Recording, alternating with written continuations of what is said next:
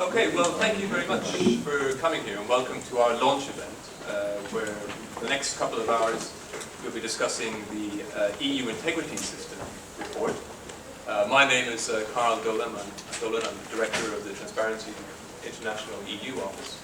And I have with me here also my colleague Mark Pereira, who's one of the lead authors on the report, which hopefully you all have in front of you. But who is also part of a small team, small but versatile and dedicated team, which laboured over this report for a number of months and consequently know much more about the document libraries and document classification systems of each of the institutions surveyed than is healthy for any individual to know about.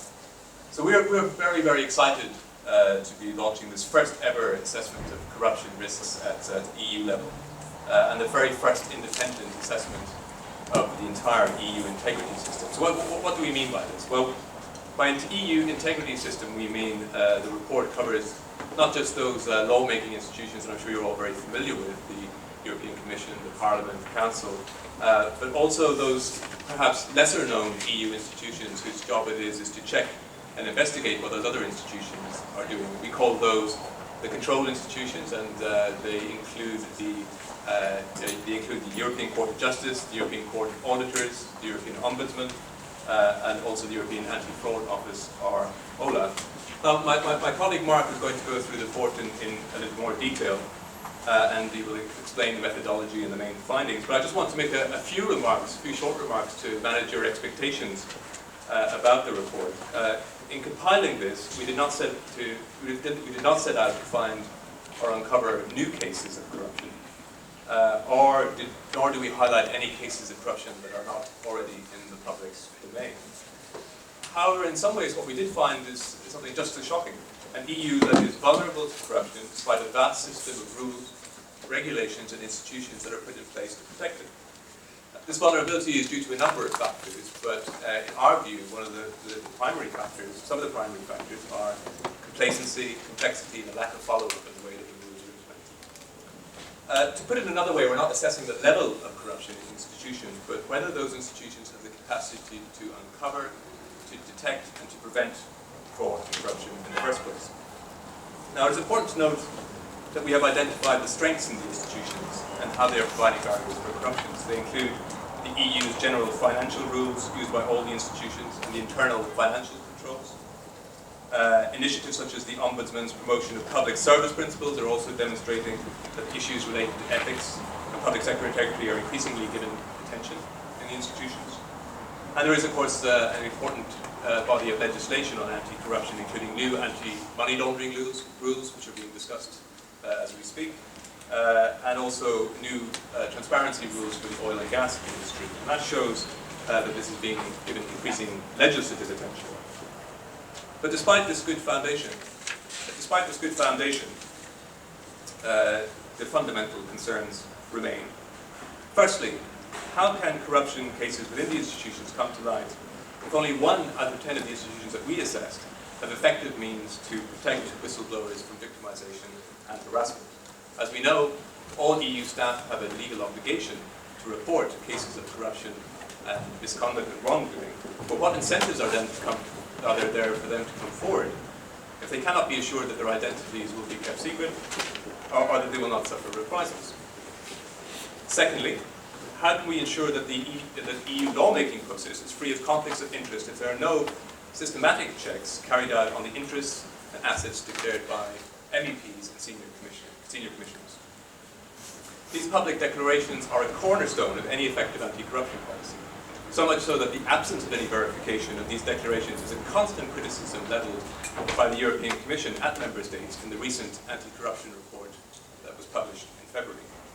The fact that the checks being done by any institution appear to be, at best, a tick-box affair might be one of the reasons why the Commission was reluctant to make an assessment of its own anti-corruption capabilities. And finally, how can we be sure that OLAF will effectively prosecute corruption cases within the Commission when its operational independence from that institution is in question, as evidenced, as is seen in the report, by off-the-record meetings with senior Commission staff to discuss ongoing cases, a practice that could also potentially endanger the confidentiality of whistleblowers. These are just some of the questions that are raised by our report and give a flavour of the kind of risks that we have identified. Now, it is also important to recognise the variety of corruption risks. After the fall of the Santer Commission 15 years ago, the Commission has done, and the EU institutions have done a lot to put in place the basic rules to prevent the most blatant forms of fraud and misappropriation of funds. However, with the growing powers of the EU in recent years, some of the most serious corruption risks are in the way that conflicts of interest and opaque lobbying distort the policy-making process. And here we would just note the lack of independent monitoring of the revolving door between the public and the private sector, and the opacity surrounding the negotiations between the institutions when drafting legislation. That's also known as the trilogue process, and both of these issues will receive quite a lot of attention in the panels later today. Now, all of this is detailed in our report, of course, which is the fruit of 9 months of hard labour, research, and interviews with key EU personnel. This partly explains why there's such a big, thick tome, but it also stems from our desire to provide a very detailed map of the institutional jungle and the laws that govern it. There were many findings that surprised us, and indeed there were many things that surprised even the people that we interviewed.